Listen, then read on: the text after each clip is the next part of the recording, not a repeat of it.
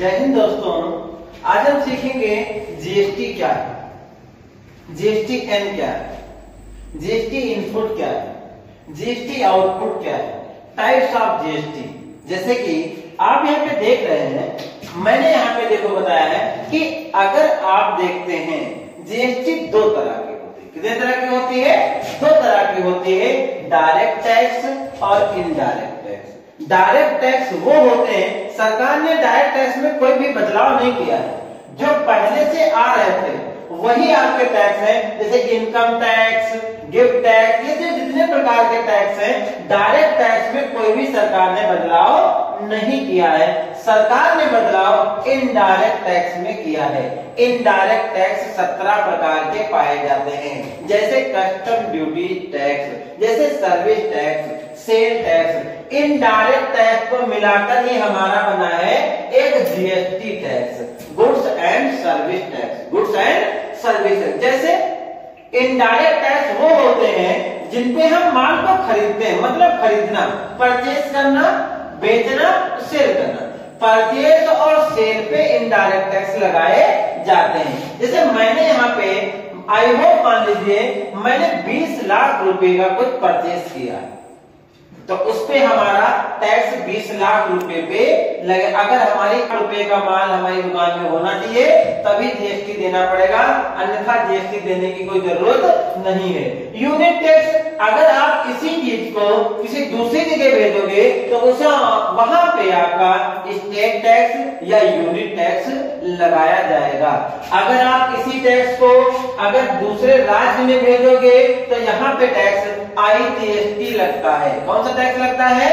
IGST tax लगता है। जैसे मैंने यहाँ पे देखो बताया है GST, types of GST. GST 4 प्रकार की होती है, एसजीएसटी, यूटीजीएसटी, आईजीएसटी और सीजीएसटी। ये जो जीएसटी है ये जीएसटी 4 प्रकार की होती है। जैसे मैंने यहाँ पे किसी एक जगह से माल को परचेज किया तो सेम स्टेट से, अगर मैंने सेम स्टेट से माल को परचेज किया तो वहां पे 2 तरह की जीएसटी देनी होगी। नंबर 1 सीजीएसटी मतलब सेंट्रल टैक्स, नंबर 2 एसजीएसटी मतलब स्टेट टैक्स। 2 तरह के हमें जीएसटी देनी पड़ेगी। अगर हम उसी चीज को दूसरी जगह भेजते हैं, जैसे हमने यहाँ से दिल्ली माल भेजते हैं तो वहां पे यूनाइटेड टैक्स देना होगा, मतलब सीजीएसटी देना होगा और यूनाइटेड टैक्स मतलब यूटी टैक्स देना होगा। हमें स्टेट टैक्स और यूनाइटेड टैक्स सेम है, अगर सेम राज्य में होंगे तो वहां पे सेंट्रल और स्टेट देना होगा। अगर हम दूसरी जगह होंगे, दिल्ली में आए हो गए तो वहां पे सेंट्रल और यूनाइटेड टैक्स देने की जरूरत होगी। अगर हम दूसरे राज्य में जाते हैं, हमने इस जगह से माल खरीदा, चाइना माल भेज रहे तो वहां पे इंटीग्रेटेड आईजीएसटी टैक्स की भरने की जरूरत पड़ेगी। अगर हम सेम राज्य में हैं तो एसजीएसटी और सीजीएसटी भरने की जरूरत है, अन्य चीज की भरने की जरूरत नहीं। जैसे हम मान लीजिए राजस्थान या चाइना से माल को परचेज कर रहे हैं, राजस्थान में मेरे पास एक कंपनी है, तो हम जैसे राजस्थान में एक कंपनी है, राजस्थान से माल लेके चाइना में सेल कर रहे हैं, तो हमारे पास क्या है, उस जगह पे आईजीएसटी लगेगा। 18% लगा है, मान लीजिए 18% आईजीएसटी है, तो इस राजस्थान के अंदर 18% हो जाएगा और आपका चाइना में नहीं लगेगा। चाइना के अंदर जो माल गया है वो किस स्टेट में गया है वहां पे 18% लगेगा। चाइना को कोई टैक्स मिलने वाला नहीं है। जैसे हमने यहाँ पे देखो बिल भी दिखा रहे हैं हम आपको, आप आगे की ओर देखिए। जैसे मैंने यहाँ से कोई बिल देखा, ये देखो 18% जीएसटी आईजीएसटी लगा हुआ, इनपुट टैक्स और आउटपुट टैक्स। जैसे मैंने यहाँ पे किसी एक दुकान से 100 रुपए की चीज खरीदी और उसके ऊपर 10% जीएसटी है, तो हमारा टोटल बिल कितने का बना? 110 रुपए का, मतलब 100 रुपए की वस्तु है और 10 रुपया जीएसटी है। तो हम उसे अगर परचेज करना है तो हम 100 रुपए में ले रखा, अगर उसे मुझे सेल करना है तो भाई 100 रुपए तो मैंने करूंगा नहीं। तो हमें क्या है, पैसा प्राप्त करने के लिए हम 150 रुपए की वही चीज बेचते हैं, जीएसटी तो सेम रहेगी, जीएसटी इस पे भी 10% देंगे।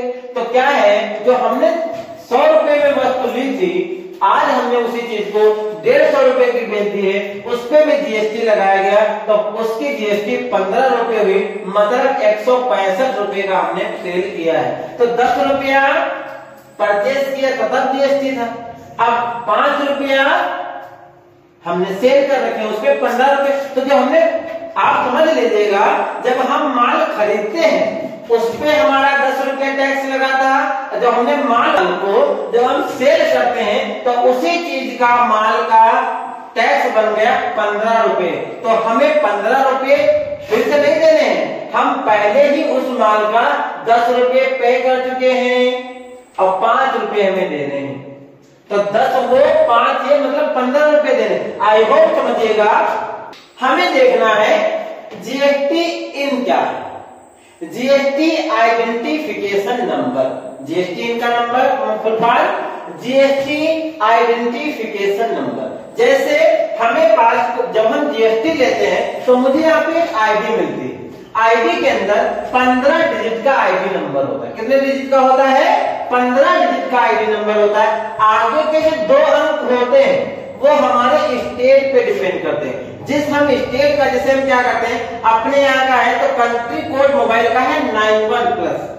तो ठीक उसी प्रकार से जब हम जीएसटी लेते हैं तो वो जो आगे के 2 वर्ड होते हैं वो हमारे स्टेट पे डिपेंड करते हैं, हम किस स्टेट से हैं और किस स्टेट की जीएसटी को ले रहे हैं। बीच के जो 10 अंक होते हैं वो हमारे पेन नंबर होते हैं। जो बीच के 10 अंक होते हैं वो हमारा पेन नंबर होता है, और लास्ट के जो 3 डिजिट होते हैं वो हमारा जो ऐप होता है, जो एप्लीकेशन होती है, उसके माध्यम से लास्ट के 3 डिजिट आते हैं। जैसे हम देखेंगे जीएसटी एन क्या है, royal of goods and service tax GST network. लेन देन करते हैं जीएसटी से रिलेटेड। जैसे मान लीजिए आई होप मेरी आज एक दुकान की ओपनिंग है और उस दुकान के लिए हमें जीएसटी चाहिए, तो हम कहाँ जाएंगे?